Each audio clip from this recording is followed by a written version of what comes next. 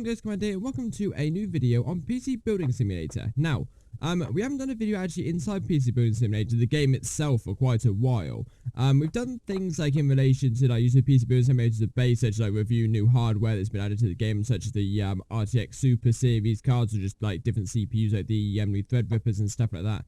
But we haven't actually done a video actually inside the game and doing like a let's play in the game. So what I'm going to be doing today is something I've done beforehand a little while ago, but I want to do again. And the reason I want to do it again is because it's how to build a PC, like a in-game tutorial on how to build a PC, right? However, this is the case we are going to use. Now, you did see on here that it says retail value about £2 grand. That is because PC Building Simulator uses MSRP for most of its components, and MSRP is always much more expensive than getting stuff on like Amazon or eBay or scan.co.uk or Overclockers UK or stuff like that.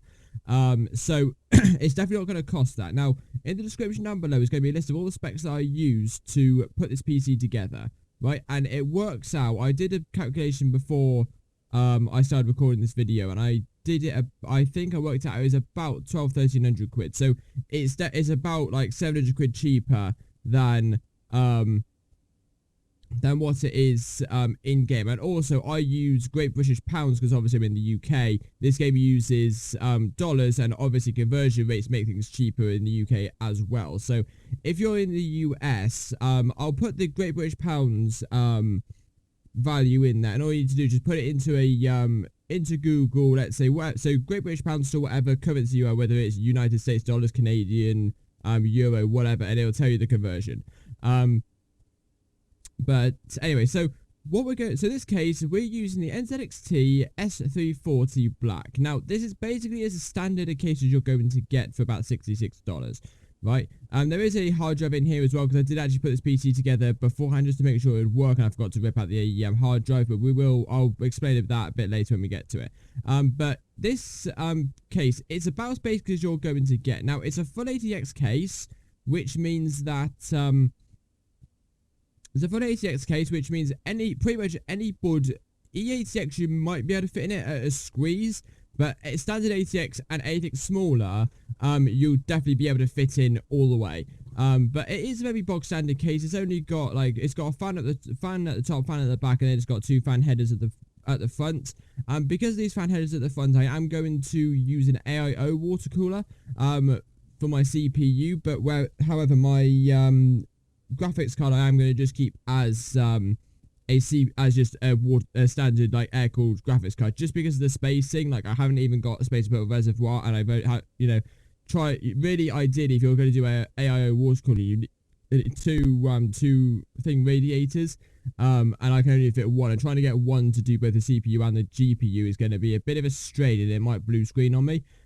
So just going to use an AIO for the CPU and air for the GPU. And considering we're not, we're going to go middle of the road here with components, we're going to go overboard with things, because I want it to be like what average, how much you spend for an average PC. Like my PC, I've spent about 1,500 quid on, so about 1,000–1,200 is about an average of what you would spend on a medium to high range graphical like PC. So that's what we're going to go for today. So first of all, motherboard. Now, the motherboard I'm going to go for is the MSI Carbon Gaming Pro. Now, the only reason why I'm going for this is because it's $190. It's a bit cheaper on Amazon. I think it's like 117 or something like that. No, sorry, it's 170. It's 170 on Amazon. £170 on Amazon.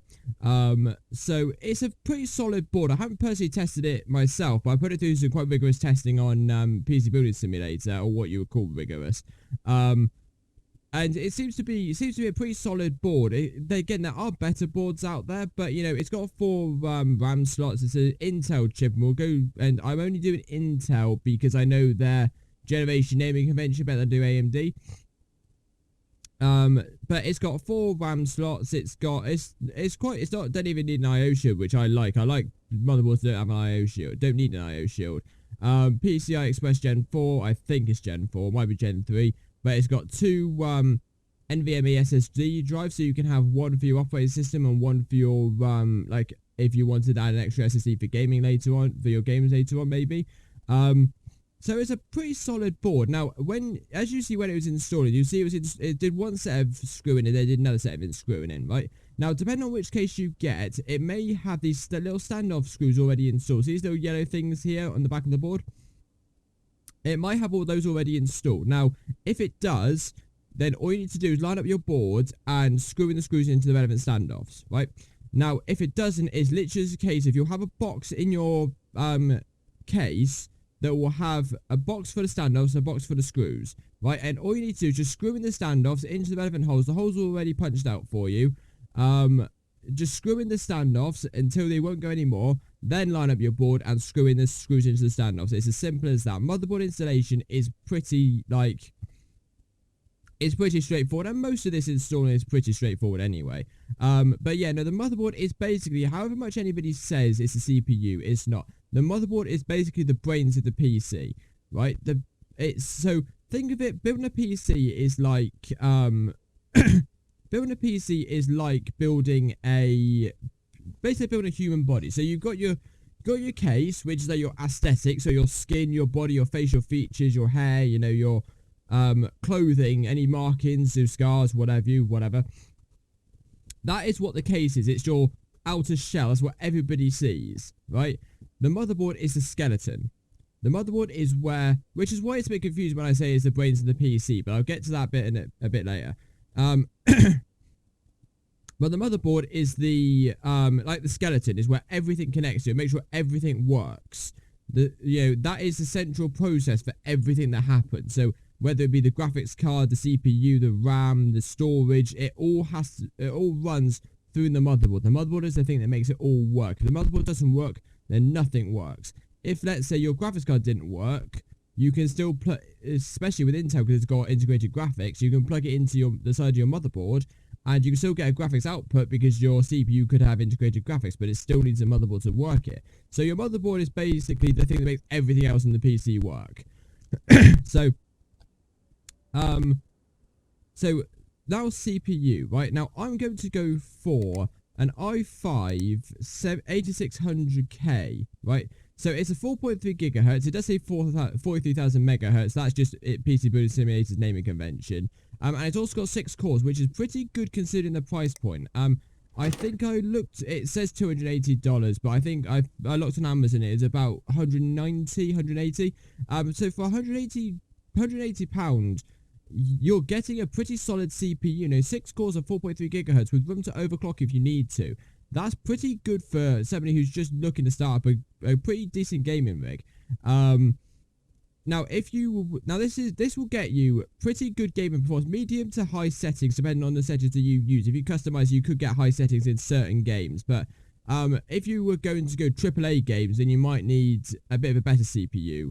Or if you fiddle about with the settings in your graphics settings, you may be able to push it up to high, depending on, you know, what settings you choose, maybe, or what you've got in the background. I think if you, let's say you were trying to run Tomb Raider at high settings, if you like closed everything else on your PC down and then just boosted it up and say turn VSync off and stuff like that, you most probably could get a good play out of it.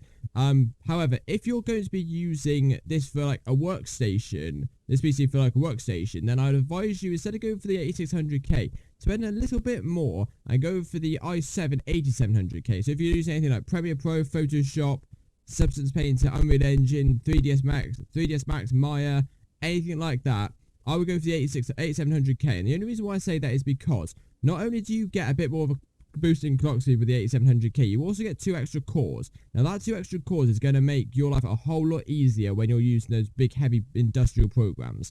So next thing is the thermal paste. Now thermal paste is basically, as it said here, apply CPU to aid cooling. Now essentially what it is your CPU, the face of the CPU is metal, right? And the bottom of your cooler is metal, right?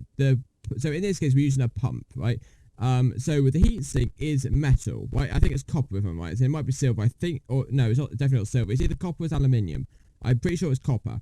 But basically, 2 metal surfaces don't actually conduct heat very, very well, as it turns out. Now, if you didn't put thermal paste on it, you'll know instantly, because your PC will go instantly to 100 degrees. And it'll blue screen pretty much as soon as you get it up to its operating system. So thermal paste basically aids that heat transfer and makes it a lot more quicker, a lot more efficient. So now they say the recommended thing for thermal paste is a pea-sized grain. I always go for they say a grain of rice, but I always go for a pea, right? Just like an average sort of like shape of a pea. That's how much you need, and it's probably the same if you think about it, but that's what I measure it by. And some coolers like this CPU that we're going to use here, I'm still my old CPU that I had, the cooler didn't have thermal paste on it, so I had to do it with that one. But I've got a Corsair. Now this is basically what I've got, but mine's a H120 Pro, not a H115i Pro. Now the Corsair CPUs actually come pre-applied with thermal paste, so you don't actually have to put it on. If it comes pre-applied with thermal paste, it's literally just a case of sticking it on. Now you'll know if it comes pre-applied with thermal paste because you won't be able to see the actual base, the actual the surface. That's why I'm not particularly too sure if it's copper or aluminium on the bottom of the pump. Because I didn't actually see mine because mine was had pre-applied thermal paste on it. Also, if you get sort of this, so with here, the reason why this bit is shown as red is because I need to take off the front panel and the dust filter in order to get to screw in the CPU, the fans. It's literally just the case with this case. It's just a clip-in thing. Most cases, it's once you put it back on, it's just take it off by a bit of force, unclip it, it'll come off. Put it back on, just push it, give it a little bit of force, especially in the little bits where the clips are, and it should just clip on just like that. Easy as that. So, let's fit this CPU cooler on there. Now, ideally, I don't need a AIO cooler. I could get away with using a air cooler, but I personally, especially if you want to overclock the CPU, or if you do want to go for that high detail settings and quite like newer games, like I said, you can do it with this 8600K, but it's a bit of a stretch. Now, if you have a AIO water cooler, one, you can overclock to make your chances of getting that higher like graphical like preset in games better. It'll also mean that if let's say you were to upgrade, let's say an 8600K turned out to be not good enough after about a year or two, you then want to upgrade it to, let's say, an 8700K or maybe even 9900K. You can still keep this cooler because by those times, if you get like a 9900K or an 8700K, you are definitely going to need under whatever you're going to do or use that for, you're going to need an AIO cooler. So you can reuse this. You need to put more thermal paste on it, obviously, but you can reuse this. So that's sort of the reason why I'd advise getting one anyway. If you are just going to do light gaming, like playing at Fortnite, Minecraft, Fall Guys, Among Us, air cooler would be perfectly fine. But if you are going to use things like Battlefront, Halo Infinite when it comes out, Watch Dogs Legions when it does eventually come out, it's coming out later like this month, I think. So any of those types of games, you are going to need one of these, because if you don't overclock it, those games are going to kick up a lot of heat for your CPU. So that is what you're going to need. Now, let's just put these parts back on just to show you, just so you can visually see how it works. So just dust filter, pop on like that. It'll either be magnetic or it'll be a screw. It really depends, but again, it is just a case of screwing it back in. Most of them are magnetic. And then front panel, just clip on just like that. You see the clips there with a little, like in this little bit here. It's just clip on, easy as that, right?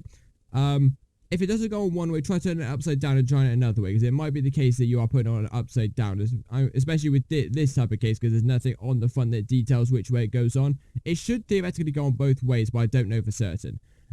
So, next thing is the memory. Now, realistically, what I should have done is I should have done the memory first, because as you can see here, my pump almost probably get in the way of my RAM in real life, but this is virtual. So it's not a massive, and in fact it's not a massive issue because these pipes can bend. You just got to be careful that,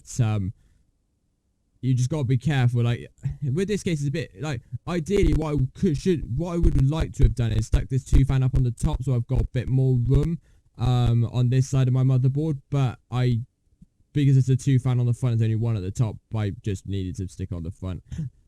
So what the RAM we're going to go for is a gigabyte memory, 28666. Now, that might not seem like the highest clock speed you can possibly get on memory, and it's not. However, we're also going to go 16 gigs of RAM. I'll go for that, and I'll explain that in a second. But it is 2666, which isn't the fastest, but if you go into your PC, this RAM, now bear in mind, we saw beforehand that this motherboard supports up to 4000 megahertz. Now, This RAM, under any circumstances, will not go to 4000 megahertz. Under any circumstances, it will not do it. However, it will go up to about 3000, 3200, something like that. Right, now if you overclock it to that, it'll perform at the speed that it's supposed to. And 16 gigs at 3000 megahertz, that's pretty good.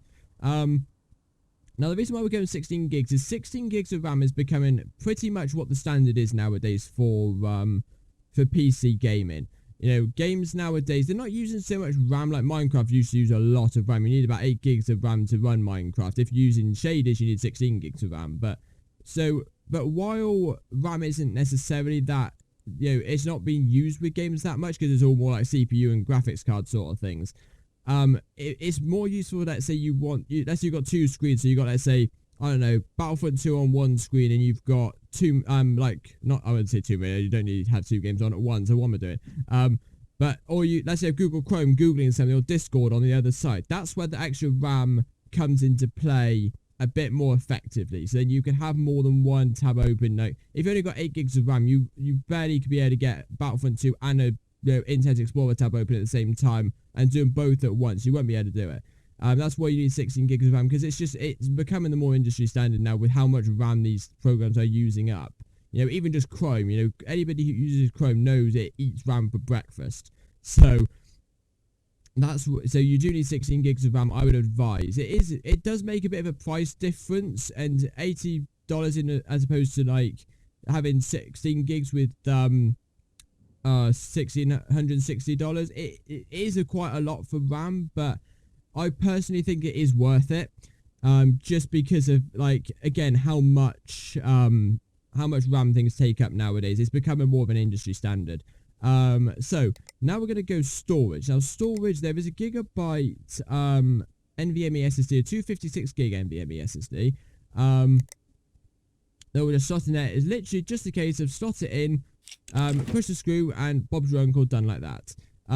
It's as simple as that. The RAM goes in. It's just you saw me pull the 2 clips up. You literally pull the 2 clips up, push it in, it'll click. The pump, like so with the pump, I advise you the radiators first. Screw it in. You saw it. The game do it itself. CPU, just make sure you know, everybody knows who watched PC building guides before in real life. You know, there's a little triangle on the CPU. Literally, all you need to do, line it up with that triangle on the motherboard, put it in. I'd advise you to. Now, this actual game doesn't like show it in very good, like, realistic detail. If I was to build this myself, I'd build it on its side, not on its top, because CPUs, if you put it in and then it falls out, that socket on that CPU is probably dead. So I would advise doing it on its side, so you've got the weight of gravity actually helping you stick that CPU in properly. But it literally, no force, just slot it in. It done. Bob's your uncle. And then pump, literally put it on, back panel on the back. It doesn't actually show it in this game, but there's a back panel on here you stick it on there, screw it with the pump on the front, tighten it up as much as you can while not trying to overcrank it, because those screws will break if you overcrank them. And it's literally just as simple as that. It's not that tricky at all. Now the NVMe SSD is for the operating system. Now, it's sort of, I have an SSD in my PC and my laptop. My PC is a SATA SSD. I do need to upgrade it to an NVMe SSD, but I can't be bothered to do that at the moment. SSDs are far superior to hard drives. Now, a lot of people turn around and say, oh, I can't afford an SSD or whatnot. This SSD is 256 gig and it's $60, right? A SATA SSD, if you get it, there's 2 ones we can get here. There's a 128 gig SSD. Let's just screw this into this bit here and just see how much that one will cost. $30. Now, that is $128 is perfect for an operating system. But I like to go a little bit step further, because I like to add a game onto the operating system drive as well, like a small game as well. So in the bit of extra storage will also help. But if you just want an operating system on your drive, $30 for 120 gig SSD, it's easy. You know, I don't see that argument where SSDs are so expensive anymore, because they're really not. You know, in comparison with hard drives, yes they are, but you know, $30 for an SSD to put your operating system on, and it's like lightning quick as well. You know, you definitely see a performance difference. You know, when I put my PC together first with an SSD in it, I still had my old laptop which had a hard drive in it, and my god, the difference was phenomenal. It was ridiculous. And now I've got a new laptop which has an NVMe SSD in it, and my god, it's even quicker. It's ridiculous how quick it is. So I don't really buy the argument of how SSDs are too expensive, because they're really not. If you go for a terabyte SSD, one of these, yeah, fair enough. 180 quid for a M.2 SSD storage, yeah, you've got a point there. It is quite expensive, but you don't need it. You don't need something that big right off the bat just for building a basic rig.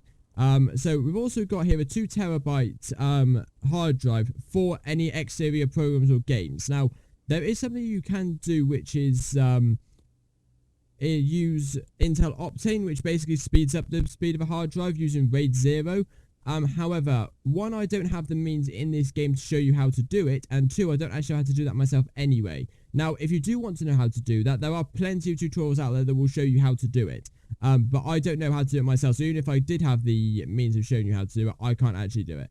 So, next thing is the graphics card. So, the graphics card we're going to go for is the 2060 Super. Now, the reason why I go for the 2060 Super is, no, it's not the most fastest, card for gaming, but it's an RTX card. Now, the reason why I go for the Super, if you want to go a bit cheaper than this, this one is 175, it's about, on Amazon, I think it's about, 700 or, 680 or something. If you want to go a bit cheaper than this, and you don't want the Super Series, then go for the 2060. It's still a very solid card, and it's very good for what you pay for it.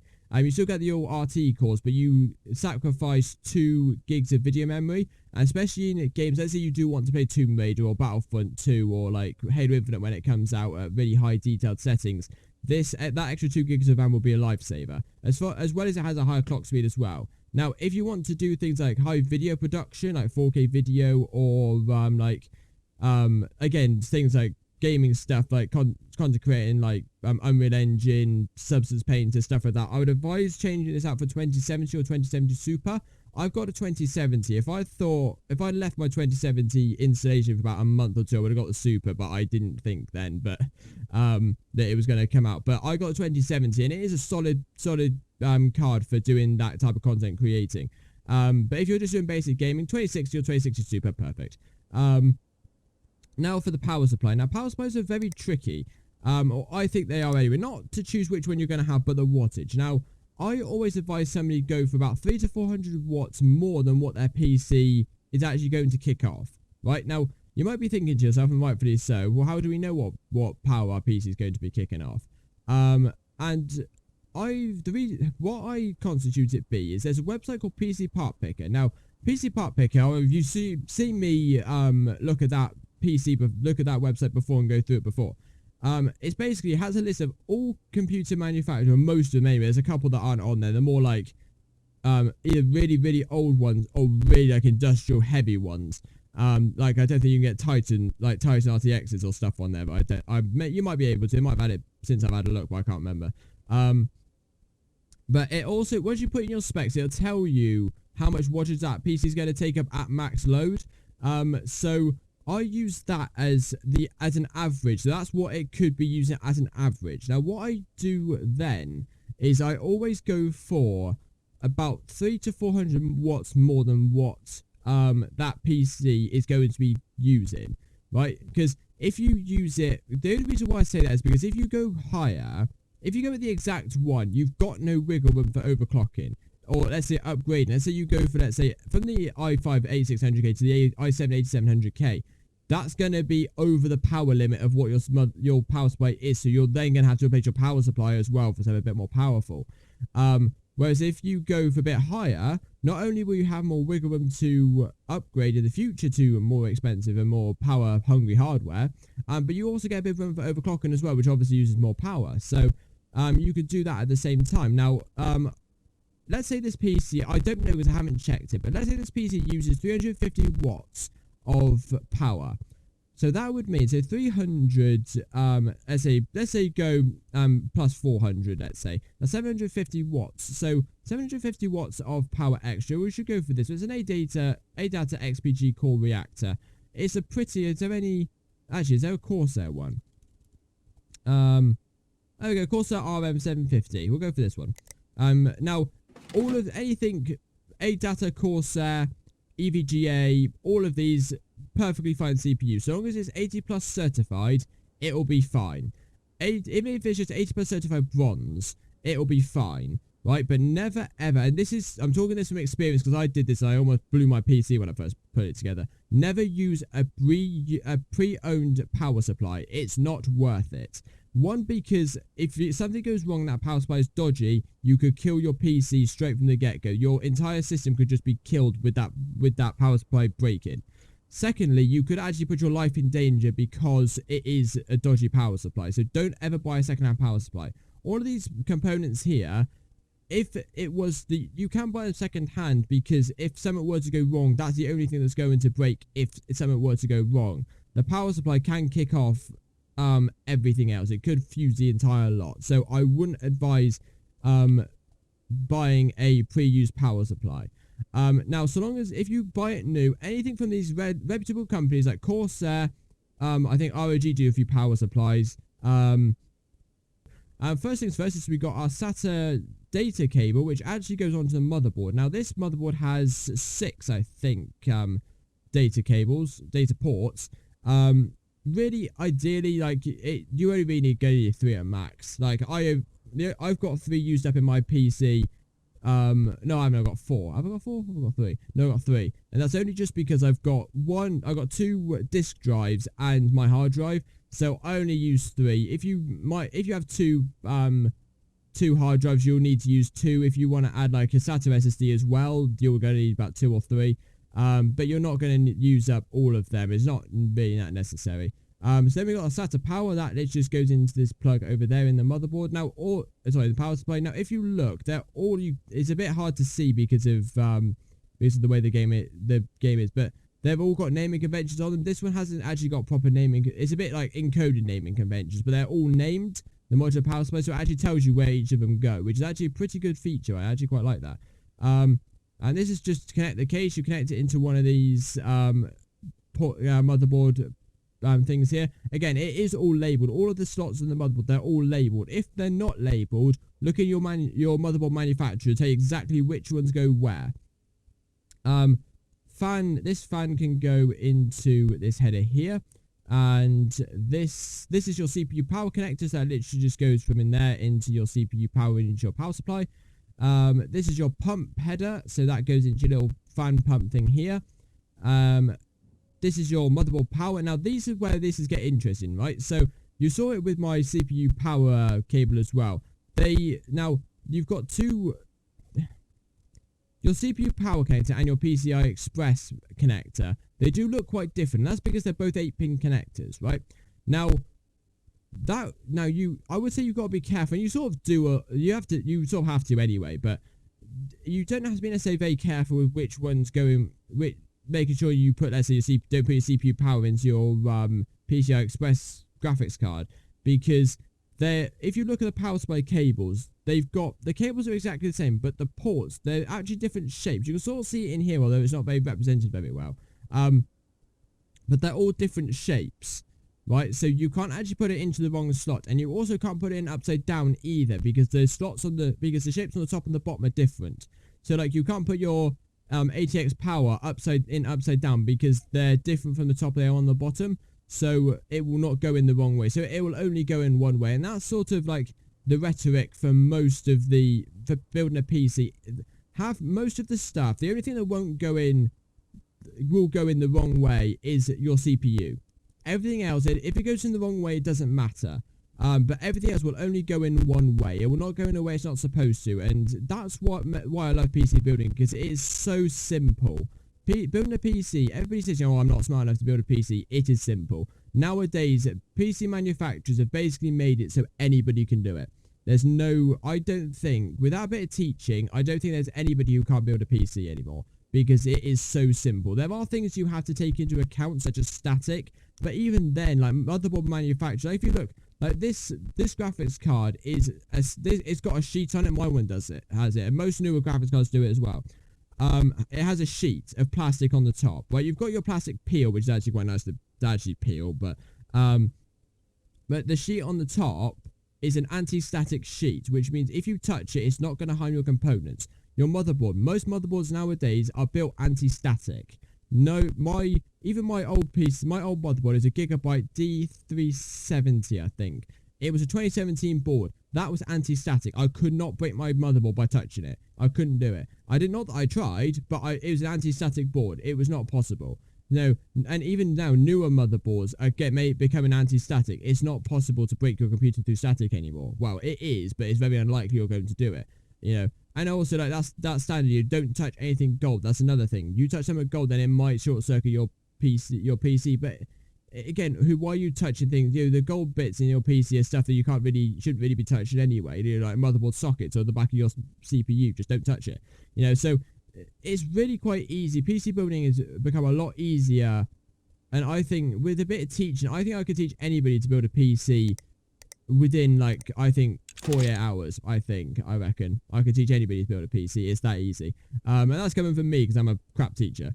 But anyway, so I've just plugged in the last couple cables, and that is pretty much the PC sorted. So what we're going to do now, I wouldn't put my USB stick in first, but what I want to do is I want to go into the BIOS, and I just want to show you something. So you remember before I mentioned about CPU RAM speed. So as you see here, it's showing us 2400 megahertz, right? Now, that, if you remember, this RAM that we stuck in was 2666, right? Now that's only because the 2666 is what the max that the manufacturer has actually tested it at. So this is the default 2400, which 2400 is not actually that bad. But if we go into overclock, we can turn XMP on.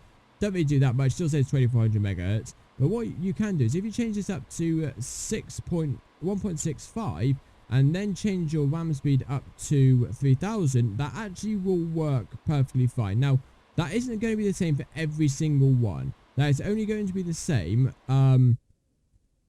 It's only going to be the same for I think I can't remember which one it is. It's only going to be the same for that one. Some of them you can stick 3000 in, but some of them you can't. Now, you'll know if it doesn't work because it won't break it, but if you, let's say, stick up too high, you'll get a message on your screen saying, all settings have been reset to default values or something like that. And it's basically telling you that what the settings you've inputted in are too much, it can't hack it, so I'm not going to bother trying.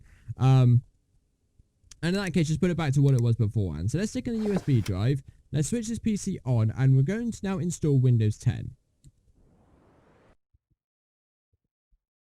Right, so here's the Windows 10 installation. Now, we've got, this will be dependent on, between you and me. This will be different between you and me, really, because I've got the United Kingdom, that's the version that I downloaded.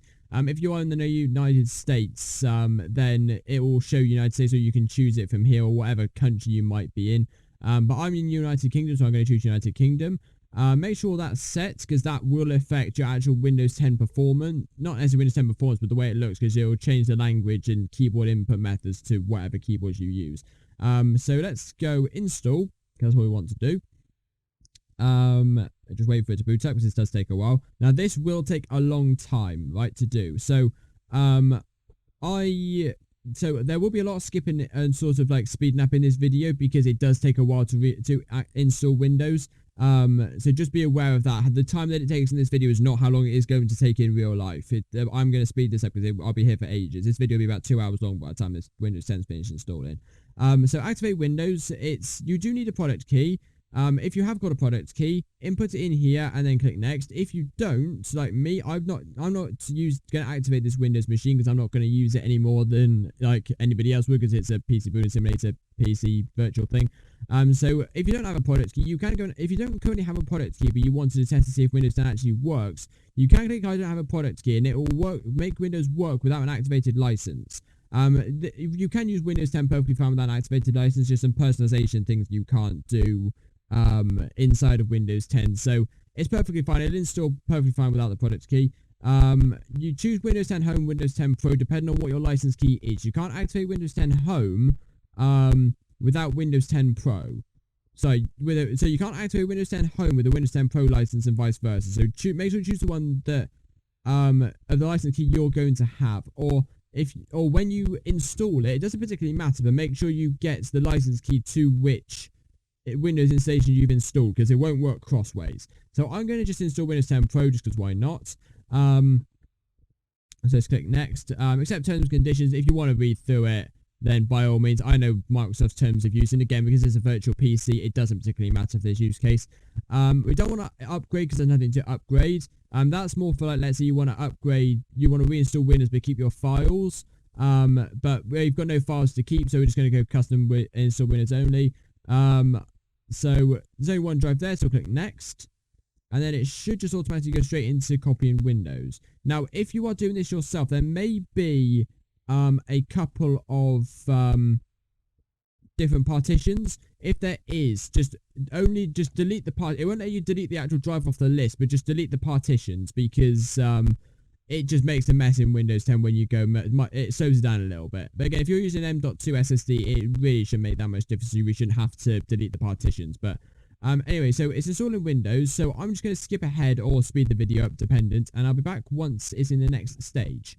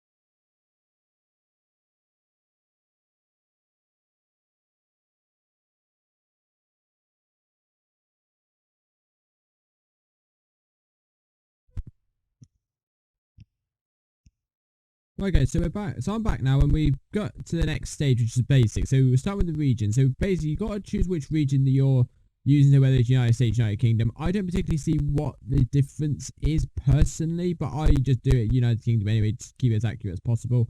Now these, so this is the right keyboard layout. So this is where it gets needed to pay attention a bit. So different countries have different keyboard layouts. Now the UK has a QWERTY keyboard. I think the United States has something different. I might be a bit wrong about that. But I know different countries like France, Spain, Germany, we got like Canadian and stuff like that. They all have different keyboard layouts, I'm pretty sure. So you just need to make sure that your keyboard is the right one. Mine's United Kingdom. I don't want to add a second keyboard layer. If you want to, then you can. I don't really I haven't got two different layers of keyboard, so I don't need to bother. I haven't got internet set up on this yet. On this, I'm not going to bother. You can do that afterwards in Windows 10 if you so much wish to, but I'm going to choose I don't have internet. Now, these next ones are crucial. This is I just need to continue with limited setup because I haven't got internet. I choose the name for this PC, Commander Prime, because why the hell not? Choose a member password, don't need a password. If you want to put a password on it, by all means, you need to put in a few security questions in case you forget your password, but I'm not going to bother because it's a virtual machine, virtual like PC sort of thing inside of the game. So this is where it gets crucial. This is about data collection. So we got use speech recognition. So use your voice dictation, talk to Cortana and other apps, and use Microsoft's cloud-based thing. Send Microsoft your voice data to help improve your search. Right? I don't want Microsoft to know what I'm saying through my microphone talking to Cortana. So you don't want to use speech recognition because you don't want data being sent to Microsoft. If you do, then you can click use speech recognition. I don't want to, so I'm not going to bother. Let Microsoft send apps use your location. So Microsoft will use location data and improve location services. I don't want them to do that, so I'm going to click no. Find my device. You must sign in to use Microsoft with your account. This is less crucial, but it says Windows won't be able to help keep track of your device if you lose it. I don't particularly need it because I don't use a Find My Device thing anyway. So I'm going to click no and click accept.